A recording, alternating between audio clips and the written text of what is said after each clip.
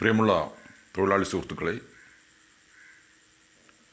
ഇന്ന് കേന്ദ്ര ഗവൺമെൻറ് ജീവനക്കാരും അതുപോലെ നിരവധി സംസ്ഥാന ജീവനക്കാരും നേരിടുന്ന ഏറ്റവും വലിയ പ്രശ്നമെന്നത് പുതിയ പെൻഷൻ പദ്ധതി തന്നെയാണ്. സമീപകാലത്ത് റെയിൽവേയിൽ നിന്ന് റിട്ടയർ ചെയ്ത പല തൊഴിലാളികൾക്കും പുതിയ പെൻഷൻ പദ്ധതിയിൽ ഉൾപ്പെട്ട പല തൊഴിലാളികൾക്കും ലഭിക്കുന്ന പെൻഷൻ തുക എത്രയാണെന്ന് നോക്കിയാൽ തന്നെ നമുക്കിതിൻ്റെ ഗുരുതരാവസ്ഥ മനസ്സിലാവും.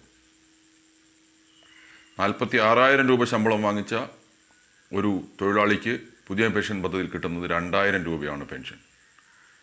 നമ്മളുടെ കൂടെ തന്നെയുള്ള എൻജിനീയറിങ്ങിലുള്ള ഒരു തൊഴിലാളി റിട്ടയർ ചെയ്തപ്പോൾ അദ്ദേഹത്തിന് കിട്ടുന്നത് വെറും 1,300 രൂപയാണ് പെൻഷൻ. ഇത് റെയിൽവേ ജീവനക്കാരുടെ മാത്രം പ്രശ്നമല്ല.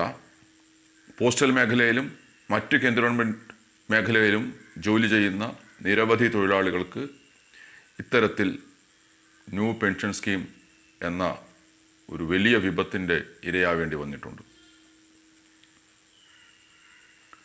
അതുകൊണ്ട് തന്നെ ഇതിനെതിരെയുള്ള ഒരു പോരാട്ടം എന്നത് എല്ലാ ട്രേഡ് യൂണിയനുകളും, എല്ലാ മേഖലയിലുമുള്ള എല്ലാ ട്രേഡ് യൂണിയനുകളും ഒന്നിച്ച് നടത്തേണ്ട പോരാട്ടമാണ്. നിർഭാഗ്യവശാൽ നമ്മുടെ റെയിൽവേ മേഖലയിലുള്ള ഫെഡറേഷനുകൾ അത്തരത്തിലുള്ള യോജിച്ച ഒരു പോരാട്ടത്തിന് ഒരിക്കലും തയ്യാറാവുന്നില്ല എന്നതാണ് സത്യം.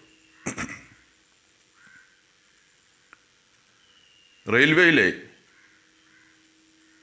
2 ഫെഡറേഷനിലൊന്നായ ARF അതിൻ്റെ ദേശീയ പ്രസിഡന്റ്, ARFൻ്റെ പ്രസിഡന്റ് ഈ പുതിയ പെൻഷൻ പദ്ധതി നടപ്പിലാക്കാൻ വേണ്ടി രൂപീകരിച്ച PFRDA ട്രസ്റ്റ്, ആ PFRDA ട്രസ്റ്റിലെ അംഗമായി ചേർന്നുകൊണ്ട് ഈ പെൻഷൻ പദ്ധതിക്കെതിരെയുള്ള സമരങ്ങൾക്ക് തുരങ്കം വയ്ക്കുകയാണ് ചെയ്തിരുന്നത്. ഇതിനെതിരെയുള്ള ഒരു പ്രക്ഷോഭം എന്ന നിലയ്ക്കുള്ള ഒരു പ്രമേയം പോലും പാസ്സാക്കുന്നത് ഈ റെയിൽവേ മേഖലയിലെ ഫെഡറേഷനുകൾ പെൻഷൻ പദ്ധതി നടപ്പിലാക്കി 9 വർഷം കഴിഞ്ഞിട്ടാണ്. അതിൽ നിന്ന് തന്നെ നമുക്ക് മനസ്സിലാവാം ഇതിനെതിരെയുള്ള പോരാട്ടങ്ങളിൽ അവർക്ക് എത്രത്തോളം ആത്മാർത്ഥതയുണ്ടെന്ന്. ഇപ്പോഴും ഈ NJCയെ ആഹ്വാനം ചെയ്ത 13-ാം തീയതിയിലെ പ്രക്ഷോഭത്തിൽ പോലും NJCയിലെ ഘടകങ്ങളാണ് ഇന്ത്യൻ റെയിൽവേയിലെ ARFും NFIRും. ഒരുമയോടെ പ്രവർത്തിക്കാൻ ഇവരെ കൊണ്ട് കഴിയുന്നില്ല.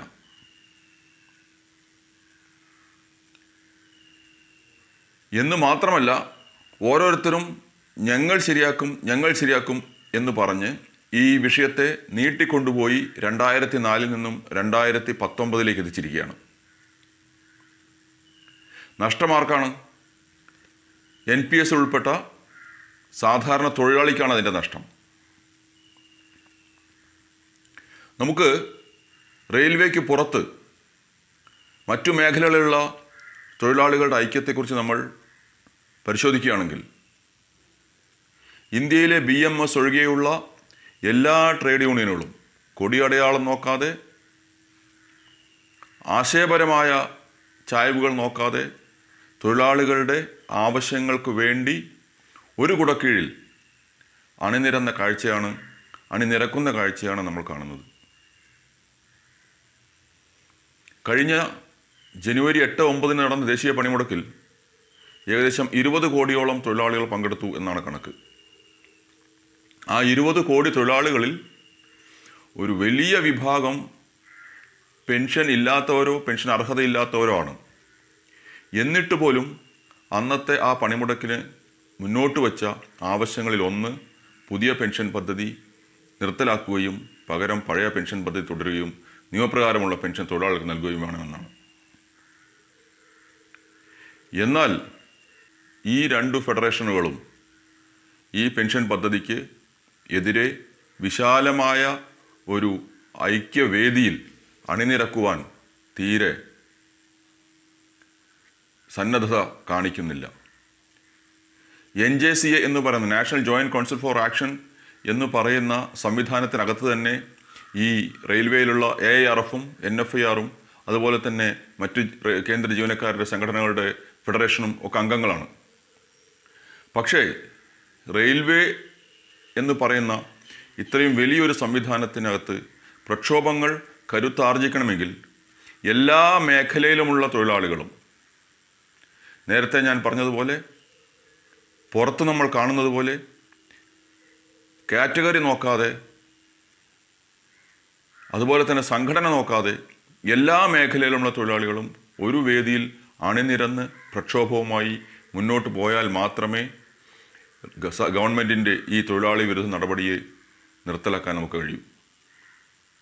എന്നാൽ റെയിൽവേയിലെ രണ്ട് പ്രബല കാറ്റഗറികളായ നിത്യമുള്ള റെയിൽവേ ഓട്ടിക്കുന്നതുമായി നേരിട്ട് ബന്ധമുള്ള സ്റ്റേഷൻ മാസ്റ്റേഴ്സിൻ്റെ സംഘടനയായാലും ശരി, ലോക്കോ റണ്ണിംഗ് സ്റ്റാഫിൻ്റെ സംഘടനയായാലും ശരി, ഇവരെയെല്ലാം ഒന്നിച്ചു കൂട്ടാനുള്ള ഒരു തയ്യാറ് ഈ ഫെഡറേഷനുകൾ കാണിക്കുന്നില്ല. അതുകൊണ്ട് തന്നെ ഇവരുടെ ഈ സമരം എന്ന് പറയുന്നത്, ഇവരുടെ ഈ പ്രതിഷേധമെന്ന് പറയുന്നത് വെറും രാഷ്ട്രീയ നേട്ടങ്ങൾക്ക് വേണ്ടിയിട്ടുള്ള, അല്ലെങ്കിൽ താൽക്കാലികമായിട്ടുള്ള നേട്ടങ്ങൾക്ക് വേണ്ടിയിട്ടുള്ള ഒരു കാട്ടിക്കൂട്ടൽ മാത്രമാണ് എന്ന് നമുക്ക് തിരിച്ചറിയാൻ കഴിയും. നമ്മൾ ഓരോരുത്തരും യത്നിക്കേണ്ടത് വിശാലമായ തൊഴിലാളി ഐക്യത്തിനാണ്. എല്ലാ മേഖലയിലുമുള്ള റെയിൽവേ തൊഴിലാളികൾ ഒന്നിച്ചു നിന്ന് ഒരു കുടക്കീഴിൽ നിന്നുകൊണ്ട് സർക്കാരിൻ്റെ തൊഴിലാളി വിരുദ്ധ നയങ്ങൾക്കെതിരെ പോരാടാനുള്ള സന്നദ്ധതയാണ് കാണിക്കേണ്ടത്.